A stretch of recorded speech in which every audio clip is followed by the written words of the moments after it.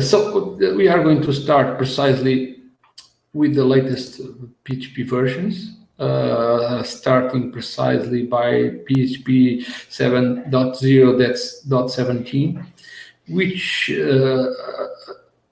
has a bunch of bugs being fixed. Nothing really unusual, except maybe for this one.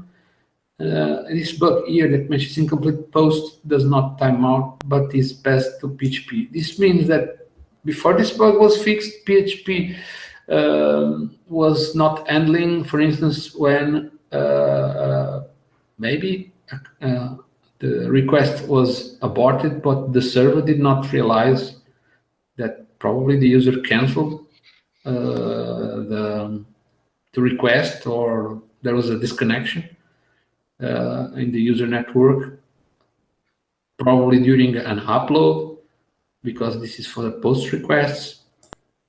And even after an eventual timeout period, PHP was getting the request as if the request actually completed. So this may be an interesting thing that was handled. I guess there's nothing for you to change in your code. This is just now you need to anticipate incomplete post requests. Like, I don't know, file not uploaded fully. Maybe I really don't know how they are handling it internally. I think this means that if the post failed, it will not be passed to PHP after a timeout. That's what I assume. I did not. So it's okay, makes sense. Yeah. Well. Anyway, this is just one thing, and another thing is the more or less the same bugs were fixed on PHP 7.1. The next thing that we are going to comment is proposing a new cache key for streams operation. This means that PHP will be able to handle code that is probably being loaded from a far archive, and if the code is being loaded multiple times, the caching mechanism for the opcode cache will already be able to figure that it is the same far archive that is being loaded.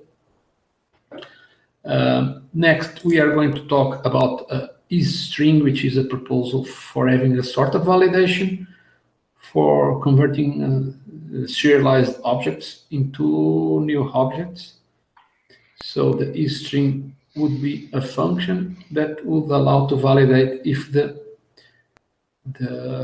string really has a valid object of a certain class.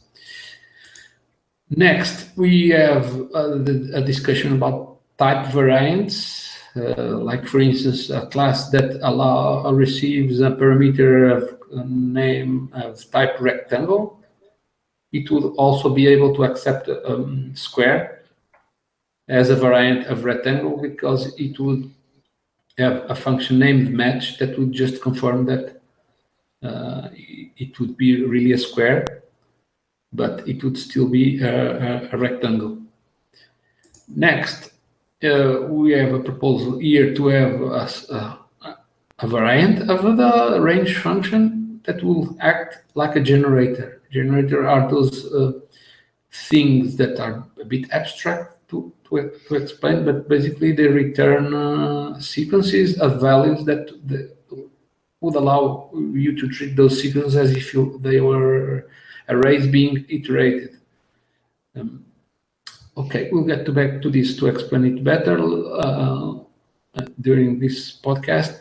But next, we are going to talk about the proposal of named parameters that somehow got on hold like a few years ago, having named parameters for functions,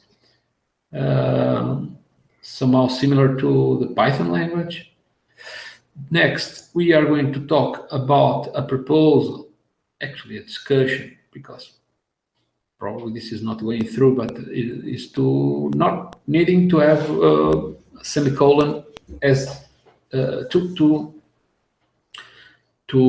end commands more or less like JavaScript. It would treat end of lines of eventual end of command separator. Next, we're going to talk about the plans for releasing PHP 7.2, because the PHP 7.2 alpha is scheduled to happen around June. So they are already preparing to elect the people that will take care of this release, because we are getting close. We're already only 2 months away of that date. Next, we are talking about a discussion about directory separators in paths of files and directories on Windows, because Windows also accepts the forward slash like in Linux. There is a discussion about this topic to handle it better. Finally, we'll have just comment on a couple of articles published on PHP Classes site blog. One about using data mining and business intelligence methods to improve the visibility of PHP packages, PHP articles, projects in general,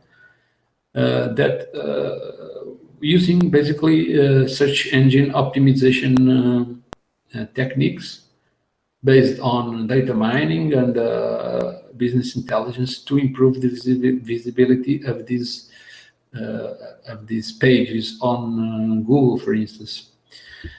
Finally, we just talked briefly about an article that will explain about OpenID Connect and the way to implement it with the OAuth 2 client. But it would also help to implement those so-called social login functionality that you see in many sites that allow you to log in a site without having to actually create an account, going through the whole process to register, just benefiting from accounts that you have, for instance, Facebook or Google or something else.